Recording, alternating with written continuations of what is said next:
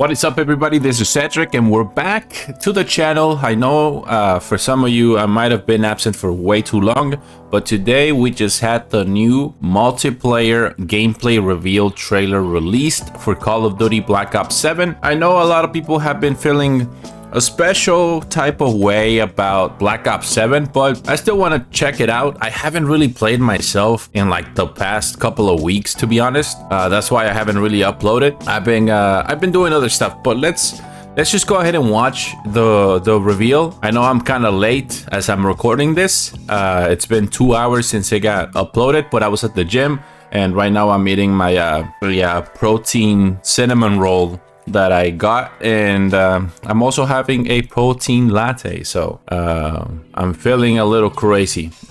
Don't mind me if I'm eating while I'm watching this. Don't mind the recommendations that I got. Some of them are from like people watching YouTube on like in the living room, so some of those recommendations might be a little weird. I think it's gonna be copyrighted, so I'll try to work with the audio. They know we're here. Go out.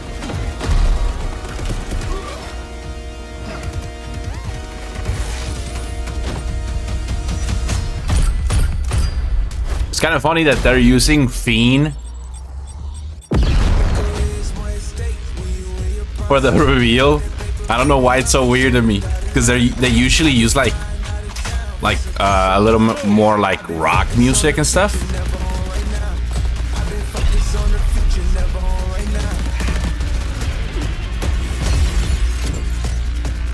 Wait.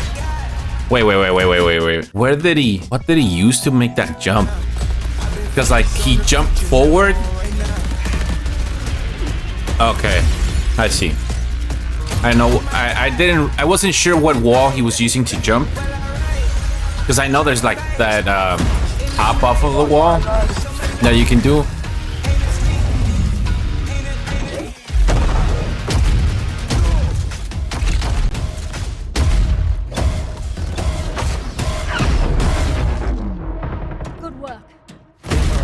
No way you can pet the fucking thing, dude. That's crazy.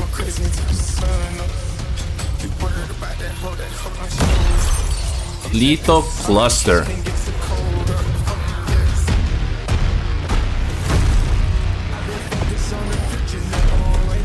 This looks a lot like one of those a map from Ghosts.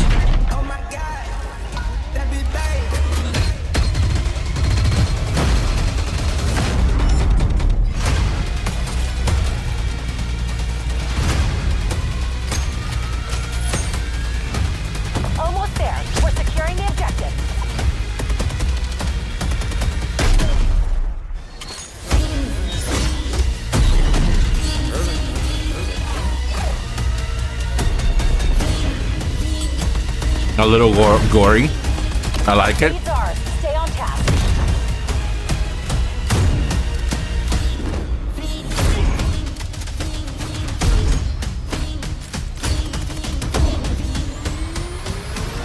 Focus on the future, never on right now. It's really interesting. It's really interesting that they're using nothing but like milsim, sort of milsim skins and operators or whatever you want to call them, because you can see here in this last part, like he's running through, there's just that one, and I think that's like one of the base ones that you get, and then you know whoever's playing is using David Mason there, and like most of the skins that you can see here too in this section, and sorry that I didn't like fully watch it, but like look at that. That's milsim, if you want to call it that. That guy or whoever that is, milsim, both of them.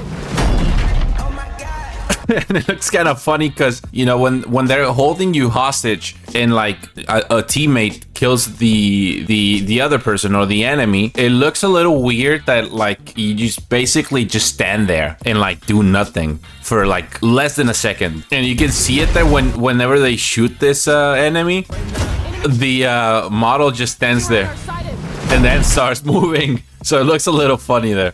But yeah, all of them are I guess you could call them a little more realistic or grounded skins, not necessarily milsim, because like it's a futuristic COD. So I don't think it would look like, or at least if they were like adjusting to a milsim kind of vibe, it wouldn't look as realistic because they're, you know, they're trying to be futuristic with the game. And like if you were trying to compare it to like current modern, I guess modern tech and like outfits that they use in the military, it would look a little weird maybe if you compare it that way. But I don't know, maybe I'm not really sure what kind of gear they have right now. Like I'm not part of the military, so maybe it looks a little more like this. But still, like they can still play around with the idea that they're being grounded and still make it look realistic while being a little more fun. But it's really funny to me that they're doing that with the gameplay reveal because of all the backlash that they've gotten like this past couple of weeks and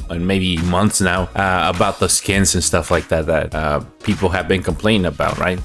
So it's funny to me that they do that here. Like I guess I could say that it's a good thing that they're doing that. Like if they stick with it and actually stick with realistic skins, that would be pretty cool. I don't really mind the fun skins. Like some of them do look a little weird. I've been messing with the idea in my mind, and like some skins I'm like, that looks really cool. Like it's a cool skin. I wouldn't buy it maybe, but it looks cool. Some others are like, I don't know, dude. It like throws me off a little, but I digress.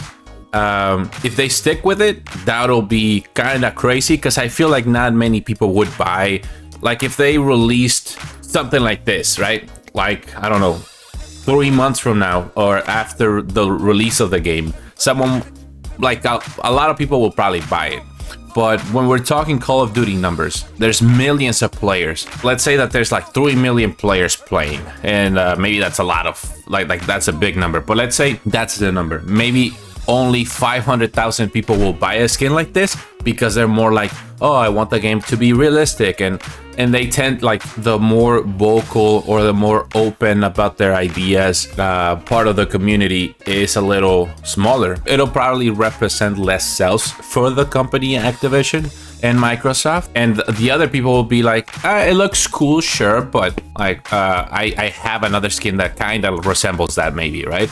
So they'll probably not buy it. But if they see something like too out there and maybe more appealing, or maybe it's a little over the top as far as like skins go, they'll be like, oh, I want to get that. Or if it's a collaboration with like another brand or something, they'll be like, oh, well, I like that brand, let me buy it. So it'll be more sales. And that's why they tend to do a lot more skins like that, even though it takes some of the other players out of the atmosphere. But let me go back to that ending part. Right now. Pre-order now. Okay, And November get early access 14th. to the open beta. They changed that, right? When is Battlefield 6 coming out? Because I think it was supposed to be coming out October 10th. Okay, so I don't know if they changed the date or if it's always been like that, but I remember some people saying on Twitter that they might change their release date and stuff like that, but I'm not really sure Get why early they said access that. to the open beta. That's a lot of maps, which is pretty cool. It's a lot of maps for what we're used to, because back in the day, they would always release a lot of maps. So that's pretty cool. Don't look at my recommendations, and then don't ask me about it. But the dates kind of line up really well for like avoiding Battlefield 6 when it releases, because it's though, as you can see here, the early access for the beta is from October 2nd to the 5th, and then the open beta is from the 5th to the 8th, which is interesting because they usually do it like that. I'm getting it confused with like back in the day when it used to be a PlayStation first and then Xbox, and then way back when it used to be when Xbox would get things first. But it lines up perfectly. October 8th, the beta ends, Battlefield 6 comes out. You know, whatever happens with it, I'm pretty sure it's gonna do amazing. And then like almost a month and a month and a week later, the actual game comes out, and I'm sure a lot of people will also play that. And like a lot of the content creators that are more Call of Duty focused, that have kinda switched a little, or maybe moved to Battlefield in the meantime, will probably go back to Call of Duty when it comes out. And if they don't like it, maybe they'll go back to Battlefield 6. But if they like it, they'll just stick with it. Let's see. That's 18 MP maps at launch, or that's what they say. I think there's like, yeah, there's 3 remastered maps: Raid, Express, and Hijacked, and everything else is new maps. So that's basically 15 maps, one short of what we were used to like way back, but it's still plenty of maps to like get more options. Because like sometimes a few maps, like if you get only like 10 maps and 5 of them are complete ass, then you only get really like 5 maps to like play, because you'll want to skip the other maps. And if we still have map voting, then you'll probably avoid those other maps. You know, they have pretty good aesthetics from what I'm seeing. Like they're a little more colorful and stuff. Like this map reminds me a lot of I forget the name, but there was a map in Call of Duty Ghosts that had that same setting. It was like some forest, snowy forest and stuff. And there's also a map in, I think it's World War II, that also has the same vibe, but it's a little more gritty. This one is a lot more colorful because of that Aurora, whatever the fuck it's called. I forget the name. The only map that kind of gives me a little like, it's not gonna be as colorful as this Mission Tide, because it's in a sort of, it looks like a prison, and it's all bricks, I think, and it's really just brown, and like the only thing that really pops is the green from the trees, but that's basically it. But I'll have to actually see, look at the map and like actually play it to like really tell if it's just gonna be like a boring looking map. But the others look pretty cool. We'll see how they play, especially with the hop that they're adding to Omni movement, so it's gonna be interesting. Legion on station. Weapons free. Legion inbound. I like that they're adding that score streak again. The swarm. I mean, I think they're drones now, but yeah, I think they're drones. But I mean, they were still drones, but like they're different drones in this.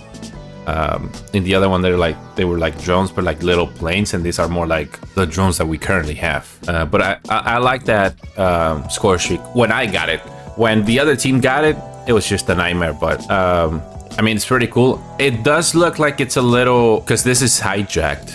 You can tell right away, but it does look like maybe it's the FOB, I'm not sure, but it looks bigger than what it used to be, because it was a little more compact, and this looks a little more expanded, I guess because of the movement, and you probably move a lot faster in this than how you used to move in Black Ops 2, so it makes sense that they would make it like that because of the movement, especially because you now have sliding and things like that, so it makes sense.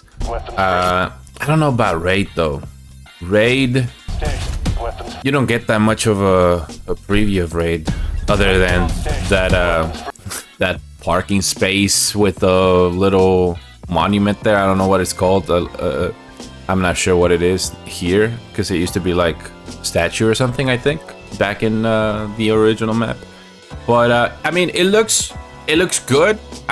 As far as like graphics go, fidelity, it looks amazing. Like it looks crispy, textures look great. If you really like compare it to Modern Warfare 2019, I mean, it doesn't look as good, but it still looks great. I'm not saying that like if you compare it to that, then it doesn't look as great. But if you contain it as its own, it looks great. But I still feel like I'm looking at Black Ops 6, just like with updated graphics. And not necessarily that that's a bad thing.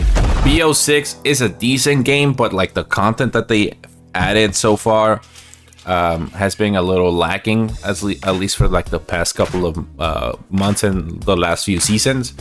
But at the start, it was looking great. They probably cut a lot of content to add it to this. And then there's the whole story about Black Ops 7 being the actual game that they worked on for 4 years, not Black Ops 6. But who knows? I'm definitely gonna be playing Black Ops. Why do I keep saying Black Ops? I'm definitely gonna be playing Battlefield 6. So I'll still give this a try.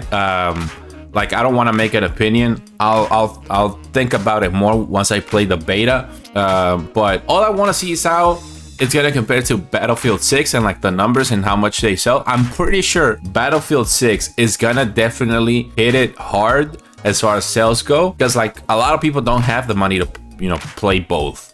And giving you a month of like to play Battlefield 6 and then have Black Ops 7 released a month after is definitely a strategy to have people, like, I guess, get a new paycheck and get the new game. I'm pretty sure that's the way Activision and Microsoft probably are looking at it, because a lot of the fan base are people with jobs and they don't have as much time to be playing a lot of games. And of course they have their other responsibilities, and same thing with like the younger audience that Call of Duty has. That, in my opinion, some people shouldn't be there when they're like really young. You know, if their parents allow them, then that's completely fine. If you're a younger person playing it, someone like 16, 15 years old, of course you're not gonna get it yourself unless you have a job.